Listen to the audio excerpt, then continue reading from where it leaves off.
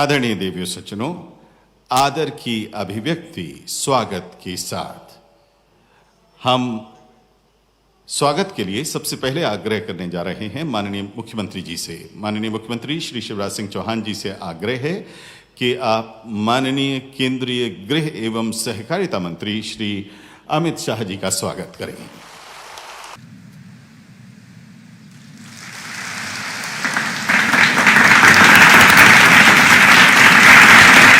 और आप भी इस अभिनंदन और अभिवादन में अपनी शिरकत करें, शामिल हों और हर्ष को व्यक्त करें। बहुत बहुत धन्यवाद आप सभी का।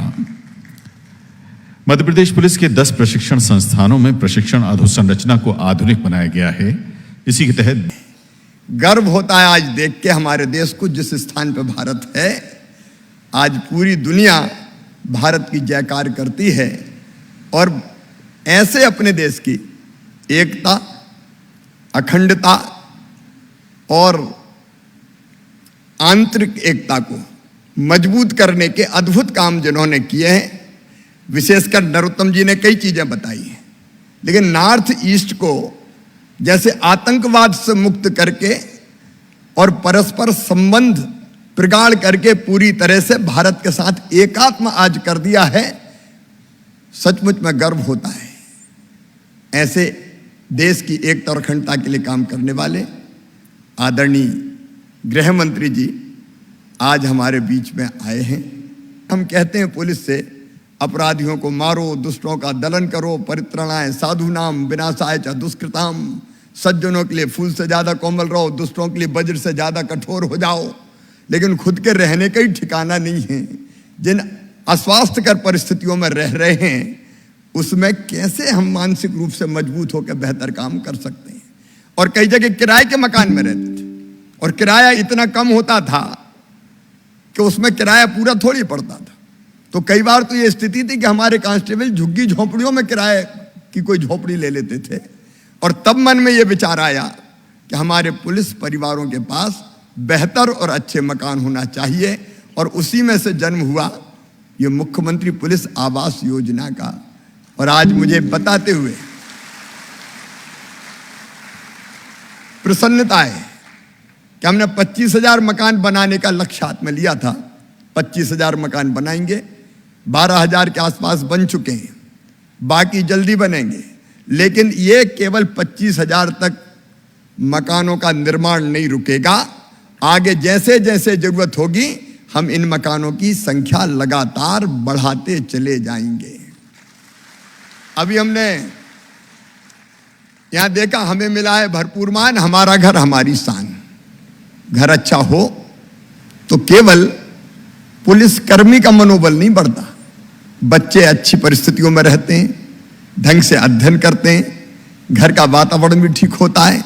और इसलिए मैं मानता हूं कि जितना काम बेहतर कानून और व्यवस्था की स्थिति बनाने का है, उतना ही बड़ा काम पुलिस के परिवारों को अच्छे परिवेश में वो रहे, इसका इंतजाम करने का है। और वो काम करके मन आनंद और प्रसन्नता से भरा हुआ है। हमेशा पुलिस को गुनहगार से 2 कदम आगे रखने के लिए विज्ञान का सहारा लेना अब नितांत जरूरी हो गया है। उस वक्त फॉरेंसिक साइंस के क्षेत्र में कुशल प्रबंधक, ट्रेन मैन पावर और व्यवस्थाओं की जो क्षति हमारे देश में महसूस की जा रही है, उसको पूरा करने के लिए नेशनल फॉरेंसिक साइंस यूनिवर्सिटी का 27 एकड़ भूमि में एक परिसर आज यहां भूमि पूजन होने जा रहा है, जिससे मध्य प्रदेश के हजारों युवाओं को राष्ट्रीय और अंतर्राष्ट्रीय स्तर पर फॉरेंसिक्स के क्षेत्र में काम करने का मौका मिलने वाला है। दुर्भाग्य से आजादी के बाद 60 के दशक के बाद इस देश में पुलिस को देखने का नजरिया बदला है। अपनी फिल्मों को सफल करने के लिए कई फिल्मों के अंदर और कई सारे अखबारों ने एक गलत तरीके से पुलिस की छवि समाज के सामने रखने का काम किया है। मैं पहले गुजरात में भी गृह मंत्री रहा हूं, अब मोदी जी ने मुझे उनकी मंत्रिपरिषद में देश का गृह मंत्री बनने का मौका दिया है। पहले गुजरात के और अब देश भर के पुलिस बल के काम को मैंने नजदीक से देखा है। मित्रों, सरकार के सभी विभागों में एकमात्र पुलिस बल ही ऐसा बल है जिसका ना नौकरी का समय तय होता है, ना कभी छुट्टी होती है। 365 दिन 24 घंटा सदैव कोई भी चुनौती हो, कोई भी समय हो, उसका सामना करने के लिए पुलिस बल मुस्तैद रहता है। होली, दीपावली, जन्माष्टमी, रामनवमी, ईद, मोहर्रम, ये सब हम लोगों के लिए है।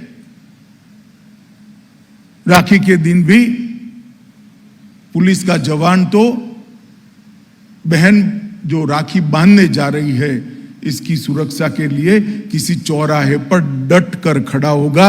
इसकी हाथ की कलाई भले ही सुन्नी हो, वो अपनी ड्यूटी का निर्वहन करता है। हम सब लोग जब दीपावली मनाते हैं हमारे परिवार के साथ, तब पुलिस का जवान कहीं कोई एक्सीडेंट न हो जाए, कहीं कोई दुर्घटना न हो जाए, त्योहार का मौका लेकर कोई गुनहगार निर्दोष नागरिकों को परेशान न करे, इसकी चिंता में अपनी दीपावली भी रोड पर ही मनाता है। 24 घंटा गुनहगारों के पीछे लगना, न घड़ी देखना, न समय देखना। शरीर के अंदर भी अनेक प्रकार की विकृतियां आती है, रोग आते हैं। इसकी परवाह करे बगैर समाज की सुरक्षा का एकमात्र मंत्र लेकर देश की पुलिस ने काम किया है मित्रों। और आज मैं आपको बताना चाहता हूं, भारत के शायद अब तक जितने भी युद्ध हुए उसमें जितने जवान शहीद नहीं हुए, 35,000 से ज्यादा पुलिसकर्मी इस देश की आंतरिक सुरक्षा को मजबूत करते हुए अपनी जान गंवाए हैं, अपनी जान को देश के लिए न्यौछावर करा है। तब जाकर ये देश सलामत है, तब जाकर नक्सलवाद पर लगाम लगती है, तब जाकर बाहर के देशों के इतने प्रयासों के बावजूद भी आतंकवाद कभी विकराल रूप लेकर हमारे देश के सामने खड़ा नहीं होता पाता है। तब जाकर कश्मीर और नॉर्थ ईस्ट के अंदर आज शांति का एक नया युग शुरू हो रहा है। अगर ये पुलिस कर्मी चाहे कहीं पर भी ड्यूटी करता हो, कश्मीर से कन्याकुमारी और कामाख्या से द्वारका तक, वो मुस्तैदी से न खड़ा हो तो ये संभव नहीं है मित्रों। मैं मानता हूं कि मध्य प्रदेश पुलिस ने, जब से मध्य प्रदेश में भारतीय जनता पार्टी की शुरुआत हुई, तब से शिवराज सिंह जी मुख्यमंत्री बने, मध्य प्रदेश की कानून और व्यवस्था में आमूल चूर परिवर्तन लाने का काम भारतीय जनता पार्टी की शिवराज सिंह चौहान सरकार ने किया है। जैसा नरोत्तम भाई ने बताया, बहुत सारी चुनौतियां थी, कई सारे उपन्यास चंबल के डकैतों पर लिखे गए हैं और टॉप सेलर रहे हैं।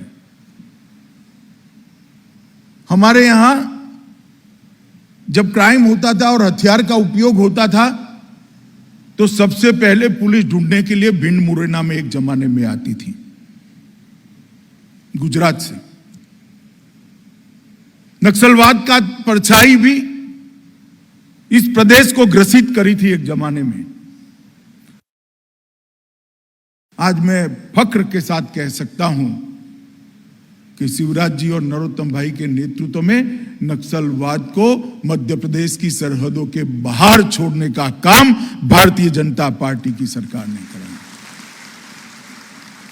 वहां विकास भी किया और जहां कड़ाई करने की जरूरत थी, लाल आंख करने की जरूरत थी, वहां दृढ़ता के साथ लाल आंख कर भी काम लिया है। मालवा का क्षेत्र एक जमाने में कांग्रेस के शासन में सिमी का गढ़ बन चुका था। यहीं से देश भर में सिमी के लोग भेजे जाते थे और कई सारी आतंकी घटनाओं को